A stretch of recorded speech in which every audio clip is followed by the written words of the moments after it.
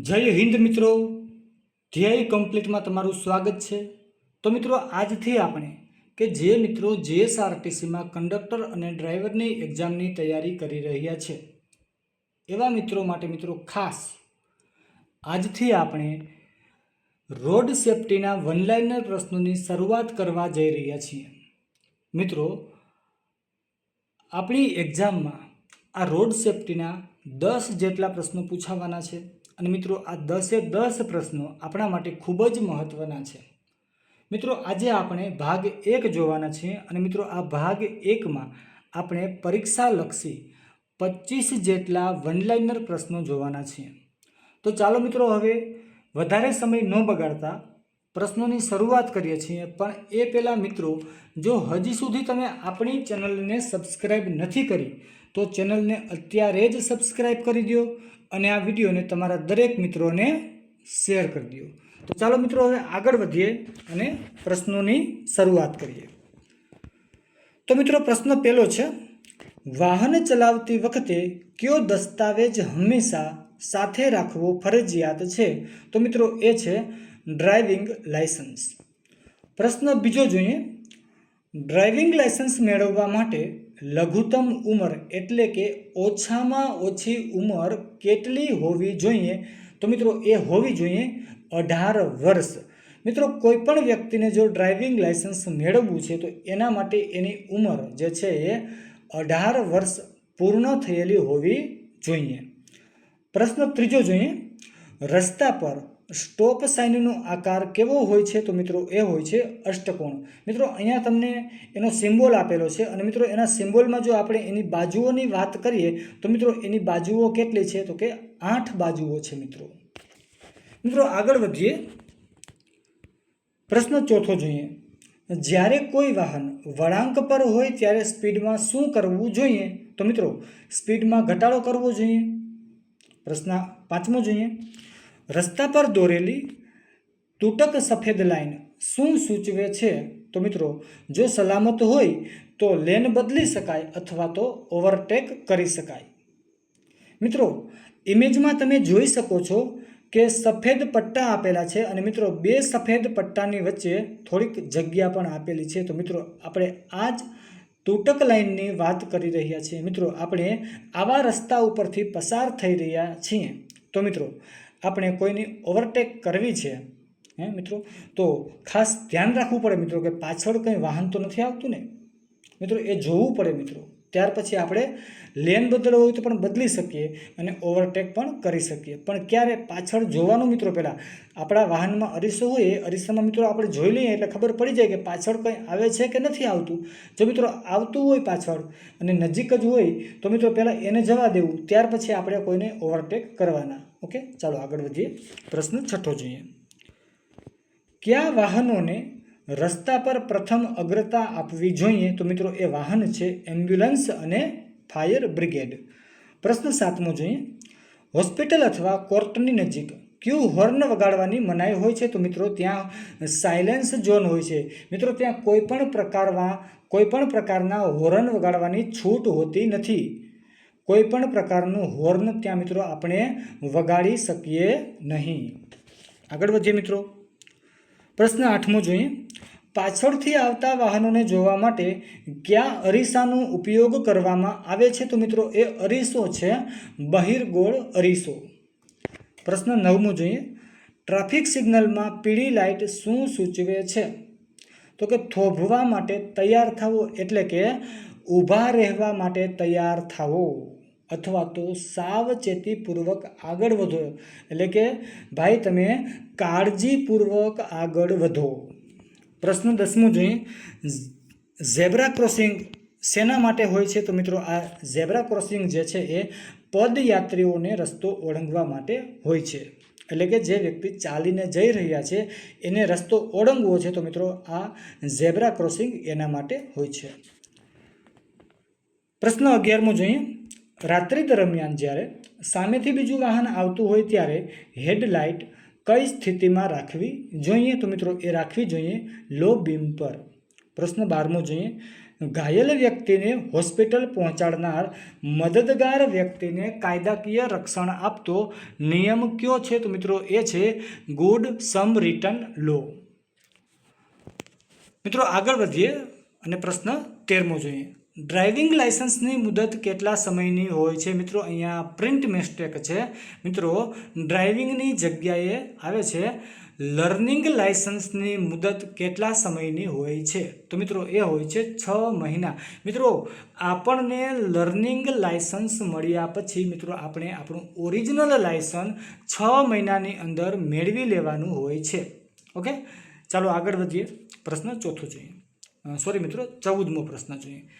ગોળ આકારમાં લાલ બોર્ડર સાથે દર્શાવવામાં આવતા ચિહ્નો શું સૂચવે છે? તો મિત્રો એ સૂચવે છે આજ્ઞાત્મક અથવા તો ફરજિયાત.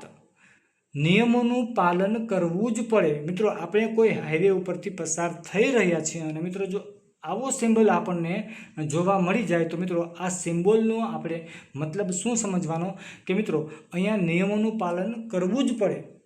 મિત્રો અહીંયા આપણને એક ગોળ રાઉન્ડ આપેલો છે અને મિત્રો એ લાલ કલરનો જે બોર્ડર છે એની અંદર લખેલું છે મિત્રો કે 30 કિલોમીટર પ્રતિ કલાક. તો મિત્રો આવા રસ્તા ઉપર આપણે આપણી જે ગાડી છે મિત્રો એ ગાડીની સ્પીડ કેટલી રાખવાની છે? મિત્રો આપણા વાહનની સ્પીડ કેટલી રાખવાની છે? તો કે 30 જેટલી જ રાખવાની છે. મિત્રો એથી નીચે રાખી શકીએ પણ એથી વધારવાની નથી. ઓકે, ચાલો આગળ વધીએ. પ્રશ્ન 15મો જોઈએ. ડ્રાઇવિંગ કરતી વખતે મોબાઈલ ફોનનો ઉપયોગ કરવો એ મોટર વ્હીકલ એક્ટની કઈ કલમ હેઠળ ગુનો બને છે? તો મિત્રો એ કલમ છે 184 મુજબ. પ્રશ્ન 16મો જોઈએ. દારૂ પીને વાહન ચલાવવું એ મોટર વ્હીકલ એક્ટની કઈ કલમ હેઠળ ગુનો બને છે? તો મિત્રો એ કલમ છે 185 મુજબ. મિત્રો આગળ વધીએ અને પ્રશ્ન 17મો જોઈએ. પૂરતી હવામાં ધુમ્મસ એટલે કે ફોગ હોય ત્યારે વાહન ચલાવતી વખતે કઈ લાઇટ ચાલુ રાખવી જોઈએ? તો મિત્રો એ લાઇટ છે ફોગ લાઇટ્સ. પ્રશ્ન 18મો જોઈએ. વાહનની બ્રેક વાહનની જે બ્રેક લાઇટ હોય છે એ કયા રંગની હોય છે? વાહનની બ્રેક લાઇટ કયા રંગની હોય છે? તો મિત્રો એ હોય છે લાલ રંગની. મિત્રો આપણે જ્યારે પણ આપણા વાહનમાં બ્રેક મારીએ છીએ ત્યારે મિત્રો પાછળ લાઇટ થાય છે અને મિત્રો એ પાછળની જે લાઇટ થાય છે ને મિત્રો એ કેવા રંગની હોય છે? તો એ હોય છે લાલ રંગની. પ્રશ્ન 19મો જોઈએ. મોટર વ્હીકલ એક્ટ મુજબ વાહનમાં સીટ બેલ્ટ ન બાંધવા બદલ કેટલા રૂપિયા દંડની જોગવાઈ છે? તો મિત્રો એ છે 1000 રૂપિયા દંડની જોગવાઈ. પ્રશ્ન 20મો જોઈએ. જો રસ્તા પર સતત 2 સીધી પીળી લાઈન દોરેલી હોય તો તેનો અર્થ શું થાય છે? તો મિત્રો એનો અર્થ થાય છે લાઈન ઓળંગવાની કે ઓવરટેક કરવાની સખ્ત મનાઈ છે. તમે મિત્રો અહીંયા ફોટામાં જોઈ શકો છો કે મિત્રો હાઈવે ઉપર 2 પીળા રંગના પટ્ટા આપેલા છે મિત્રો. તો મિત્રો આપણે આવા હાઈવે ઉપરથી પસાર થઈ રહ્યા છીએ તો મિત્રો આપણે ક્યારેય પણ કોઈનું ઓવરટેક કરવાનું નથી કે આ પીળી લાઈનને ઓળંગવાની નથી. ચાલો આગળ વધીએ ને પ્રશ્ન 21મો જોઈએ. ટ્રાફિક સાઇન એટલે કે ચિહ્નો મુખ્યત્વે કેટલા પ્રકારના હોય છે? તો મિત્રો એ હોય છે 3 પ્રકારના. મિત્રો ક્યાં? તો મિત્રો તમને હું જણાવી દઉં છું. તો પહેલો પ્રકાર છે એનો આજ્ઞાત્મક, ત્યાર પછી બીજો છે તો કે ચેતવણી રૂપ અને મિત્રો ત્રીજો પ્રકાર છે તો એ છે માહિતીપ્રદ. તો મિત્રો મારે અહીંયા ટાઈપિંગ કરવાના રહી ગયા છે. તો મિત્રો જો તમે લખતા હોય બુકમાં તો મિત્રો હું બોલી તો ગયો છું તેમ છતાં ફરી એકવાર બોલી જાઉં છું. પહેલો પ્રકાર છે આજ્ઞાત્મક, બીજો છે ચેતવણી રૂપ અને ત્રીજો છે માહિતીપ્રદ. તો મિત્રો જો તમે નોટ બનાવતા હોય તો સારું જ છે. ઓકે, તો તમારે જો મિત્રો તમે નોટ બનાવી હશે તો મિત્રો તમને ફાયદો શું થશે કે મિત્રો તમે જો આ વિડીયો જોશો ત્યારે તમને એવું તો નથી કે આ એક જ ફેરામાં યાદ રહી જશે. ચાલો કદાચ યાદ રહી જશે પણ મિત્રો એ થોડોક ટાઈમ જશે એટલે ભૂલાઈ જશે. કારણ કે મિત્રો યાદ રાખવા માટે જરૂરી શું છે તો કે એનું વારંવાર રિવિઝન કરવું. અને મિત્રો વારંવાર તમારે મિત્રો આ વિડીયો જુઓ એવો તો તમારી પાસે કોઈ ટાઈમ છે જ નહીં મિત્રો. તો મિત્રો એના કરતાં એકવાર લખી લો, બુક બનાવી લો અને મિત્રો પછી એ બુકને જ તમે વાંચો. તો મિત્રો તમે લખશો એટલે મિત્રો તમને એ ઝડપથી યાદ રહી જશે. ચાલો મિત્રો હવે આગળ વધીએ અને પ્રશ્નોની શરૂઆત કરીએ છીએ. પ્રશ્ન 22મો જોઈએ. તો કે ડાબી બાજુ વળાંક લેતી વખતે ડ્રાઈવરે કઈ બાજુનું નિશાન આપવું જોઈએ? તો કે મિત્રો જે બાજુ જવું છે તે બાજુનું નિશાન આપવું જોઈએ. એટલે કે મિત્રો જો આ ભાઈને ડાબી બાજુ વળાંક લેવો છે તો મિત્રો એ ભાઈને ડાબી બાજુનું નિશાન આપવું જોઈએ, એટલે કે ડાબી બાજુનું ઇન્ડિકેટર બતાવવું જોઈએ. પ્રશ્ન 23મો જોઈએ. ત્રિકોણની અંદર દર્શાવવામાં આવતા ટ્રાફિક ચિહ્નો કયા પ્રકારના હોય છે? તો મિત્રો એ છે ચેતવણી રૂપ હોય છે. ઓકે, અને મિત્રો મેં તમને એના અહીંયા ઉદાહરણો આપેલા છે, તમે જોઈ લેજો મિત્રો. ચાલો આગળ જોઈએ. પ્રશ્ન 24મો જોઈએ. કંડક્ટર તરીકે બસ ઊભી રાખવા માટે કંડક્ટરે કેટલી વ્હીસલ મારવી જોઈએ? તો કે એક લાંબી વ્હીસલ મારવી જોઈએ, અથવા તો મિત્રો વ્હીસલ ન હોય તો એક બેલ મારવાનો ઊભી રાખવા માટે. અને મિત્રો જો બસ ચાલુ કરવા માટે કંડક્ટરે કેટલી વ્હીસલ મારવી જોઈએ? તો કે મિત્રો જો 2 ટૂંકી વ્હીસલ મારવી જોઈએ. પણ જો મિત્રો વ્હીસલ નથી તો 2 બેલ મારી દેવાના.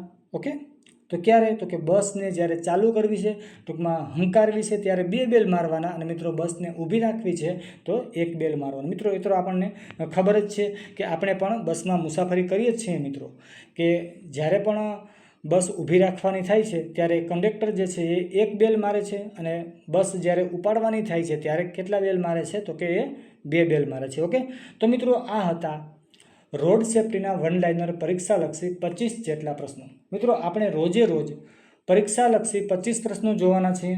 અને મિત્રો આપણે કમ્પ્યુટરના પણ વન લાઇનર પ્રશ્નોની શરૂઆત કરવાના છે. તો મિત્રો જોડાયેલા રહેજો.